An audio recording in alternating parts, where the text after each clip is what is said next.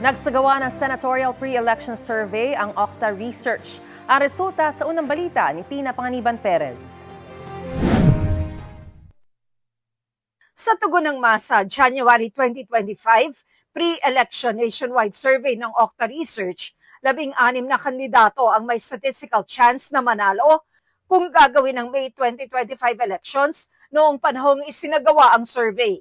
Ito'y sina Congressman Erwin Tulfo at kapatid na broadcaster na si Ben Tulfo, Senador Bongo, dating Senate President Tito Soto, Senador Bong Revilla, TV host Willie Revillame, dating Senador Ping Lacson, Senadora Pia Cayetano, dating Senador Manny Pacquiao, incumbent Senators Amy Marcos at Lito Lapid, dating DILG Secretary Benhar Abalos, Senador Francis Tolentino, Makati City Mayor Abby Binay, Congresswoman Camille Villar at Senador Bato de la Rosa.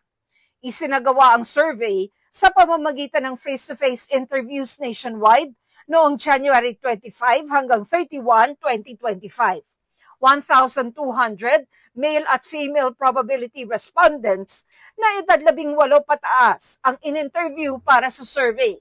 Mayroon itong plus-minus 3% na margin of error at 95% confidence level.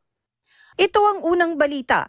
Tina Panganiban Perez para sa GMA Integrated News.